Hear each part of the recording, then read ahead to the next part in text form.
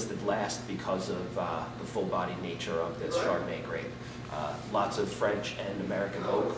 So American oak will give you that nice spicy component or a little bit of smoke component, where French oak tends to have a little bit more of the vanilla flavor and creaminess.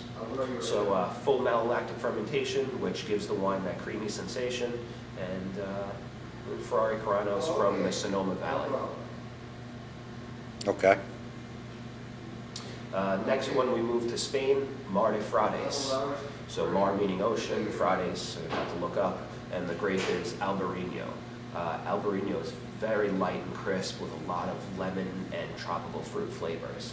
The region that it's from is the Rías Baixas Valley, and one of the up-and-coming regions in Spain, growing nice white wine as well as red wine. Also closest in comparison to Portugal as far as regions in Spain go. And what kind of white wine is this? The grape is Albarino.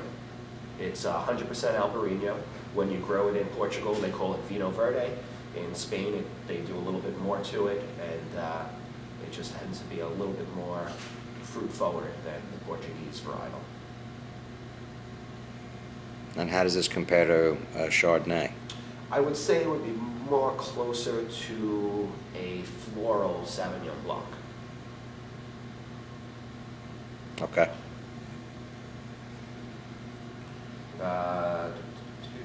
Next one, Crusher Viognier.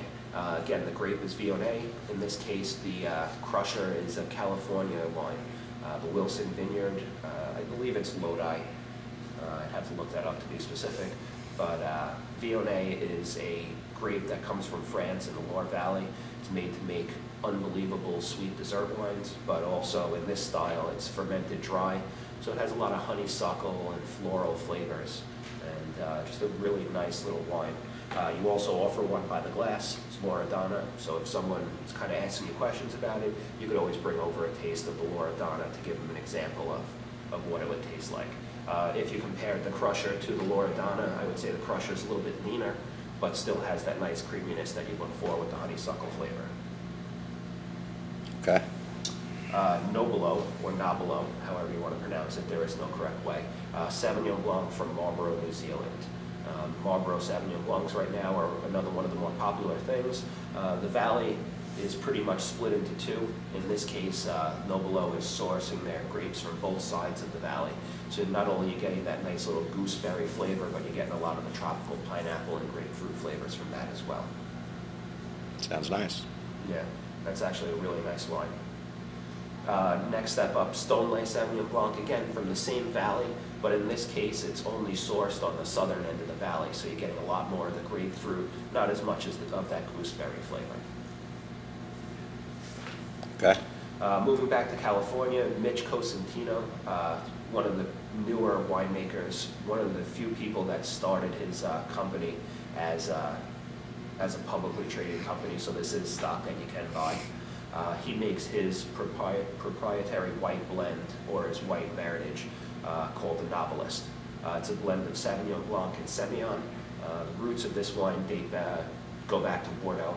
All Bordeaux white wines are a blend of Sauv Blanc and Semillon, so in this case he took that classical white Bordeaux wine, made it here in California, and put a nice California twist on it. So New World, a little bit more fruit forward, but still light and crisp. Okay. Next wine is a Tuscan white blend from Antinori. So you could call it a super white Tuscan or a super Tuscan white blend. Really, it's just Antinori's Toscana Bianco, really simply. It's a blend of Malvasia, Pinot Blanc, and Pinot Grigio. Malvasia is pretty much a blending grape through all of Italy. Tuscany tends to have more predominant nature in all the blends. Moving on to there, we have Hazlitt Riesling, one of the local guys. Finger Lakes, upstate New York. Hazlitt's one of the bigger landowners. They have one of the best Rieslings, 90 points in Wine Spectator this year. It's something popular for people that are looking for local wines. And where is this from? This is from the Finger Lakes of New York. Okay.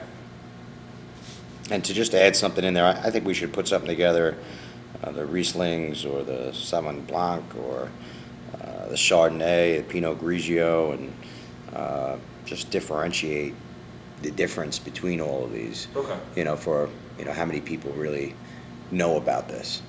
I think if you understood a little bit more and kind of pick it apart. Yeah, I have some information on each of the grape varietals with every type of flavor profile that they could have, and then depending on the regions and so forth will be, where they pick up those characteristics. Okay. The second Riesling we have is Eroica. Cool thing about Eroica is it's a collaboration between the two most famous Riesling producers in the world. You have Dr. Losen, who's a German Riesling maker, and Chateau Ste. Michelle, which make it in Washington.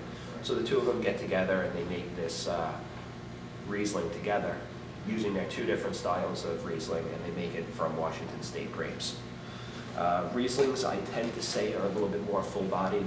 A lot of people will argue that because they're light and crisp. The reason why I put them into more of a full-body category is because of the sweetness. Anytime there's sugar in a wine, it tends to make the wine feel a little bit heavier. So one of the greatest characteristics of Riesling is they tend to be a little bit sweeter. So moving back to another French wine, we have Gewürztraminer.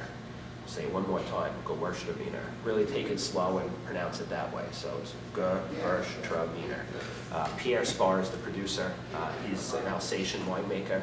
Three grapes that grow in Alsace are Pinot Blanc, Riesling, and Gewürztraminer. In this case, 100% Gewürztraminer. Just like Riesling has that nice sweetness, but there's a lot more spice going on, like clove and nutmeg spice in this wine. And this is a white?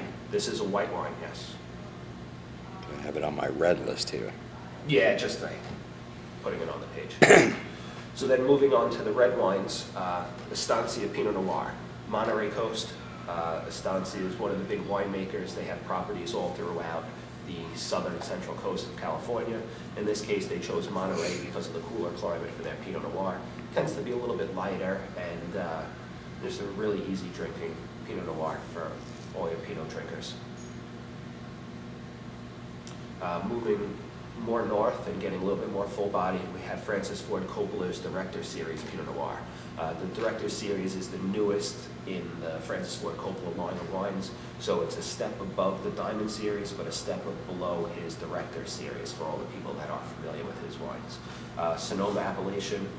Sonoma tends to have a couple of different pockets where it's nice and cool, nice and warm, so it's really just an overall blend and a perfect medium-bodied Pinot Noir.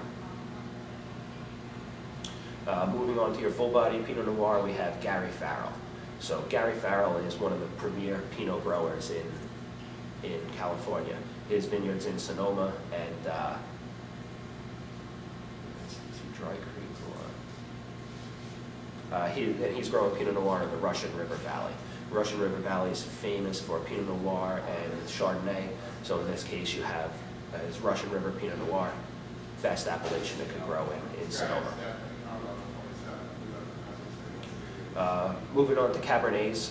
And before you do that, the Pinot Noirs, what would you pair them with? Basically, for all three of them, you could go with any range. The Estancia will hold up to a swordfish, a nice grilled piece of swordfish. Probably, I would stick with more full-bodied fish, like fish steaks, like swordfish, halibut, and stuff like that, with some kind of, sword grilled into it.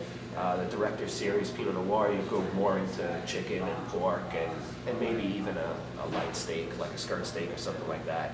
And then you have your Gary Farrell, which would be perfect for a sirloin, ribeye. It's got a little bit of body to fight through some of the fat. Sounds good.